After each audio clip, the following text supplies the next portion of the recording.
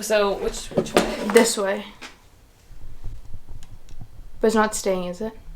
Oh, there we go. Perfect? Yes. Oh, damn, these are big.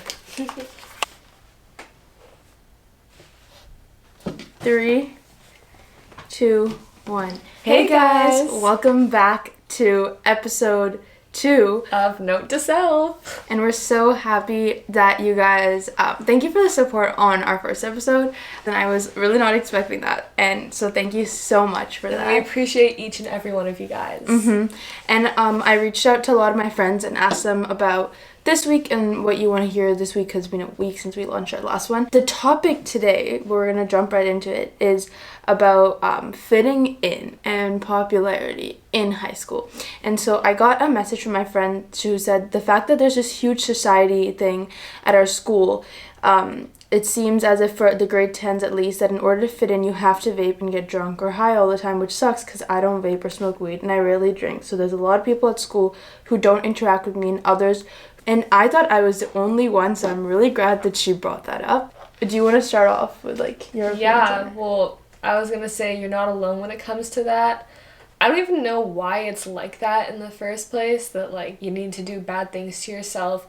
And also another thing is like, I think you have to be able to talk like really bad, like you're supposed, I don't know how to word this, but you're supposed to be like, Anna, are you good? Yeah, I'm good. Just having the best day ever.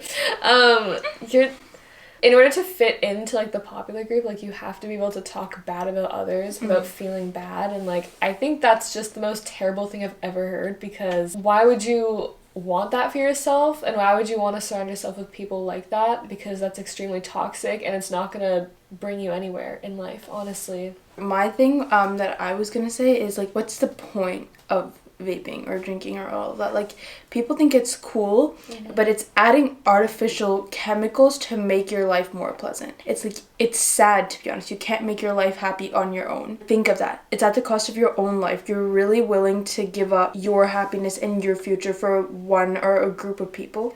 We're not going to tell you like don't do that and stuff, but if you are to do something, just do it for yourself and not from peer pressure. Yeah. I don't think others should be able to tell you what you want to do with your life or what you should do and stuff. Yeah. So make your own decisions and your own opinions. My main thing was like, how much power do those group of people have over your own life? Because I'm going through that too. Like, you know, I mentioned in the last episode that I moved to a new school, my own high school party and all that. And I was like talking about how now it's hard to get over that want to be popular.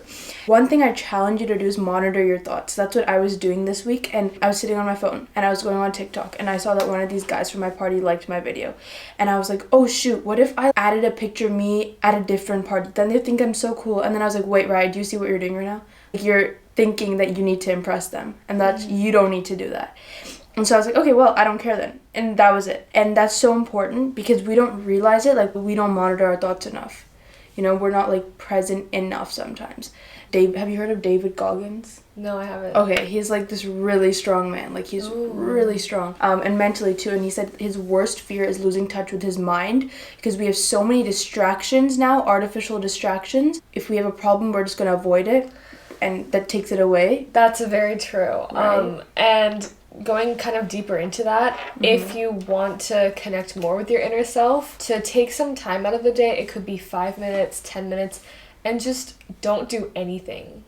Like I know it sounds kind of weird, but just stare into space, because we're so busy with our lives, with school and everything, that like we never actually stop and like think for a moment. And I think if we learn to just stay silent for a few minutes, then a lot of things that we've been kind of burying for a long time, or like something that's been building up inside of us but we didn't have time to think about it, that's all going to come out, and that's what's going to connect you more with your inner self. So Raya said like it could sound lame, but honestly I feel a lot more balanced and like zen in my life ever since I started like doing that. So I think it is really, really important to connect with your inner self. Taking the time to slowly open up and just see what safe environments there are for you. Don't suppress yourself because you want everyone to like you. You will find your people, and it will be so rewarding then. because then when you find those people, then it's like you feel free. One thing I've always remembered from elementary school is this one girl who was, okay, maybe she was popular, but she never did what any of her other friends did, and she was always confident in herself, always including and I remember like wanting to be her. I know that girl, what she looked like, I remember her name. I knew I wanted to be like her because she was confident in herself. She didn't try to be anybody else, and she found her group then. She did, and now in high school she has a good set of friends, and it's like great for her because she didn't change who she was. I guess when you find yourself and when you like finally like stay true to yourself, because like when you enter high school it's kind of like rocky because like you want to kind of like get to know a lot of people, you want to fit in, so sometimes we do change people to please others, but once you find that really good balance of like staying true to yourself as well as like taking advice from others, good ones, then I guess that kind of also helps you find friends. I think when you're with the right friends, you don't have to try to be anyone else but yourself, and like you don't have to be ashamed of hiding anything, of hiding any parts of who you are. I think those ones are your true friends. Yeah, they are. I've been thinking about this, but then I finally saw a video that said we're not going to be this age forever, and what we do now will haunt us. This guy was talking about how every teenager thinks, you know, oh, we're going to be this age forever, but you know, we're going to grow up eventually. What we do now is going to define who we become.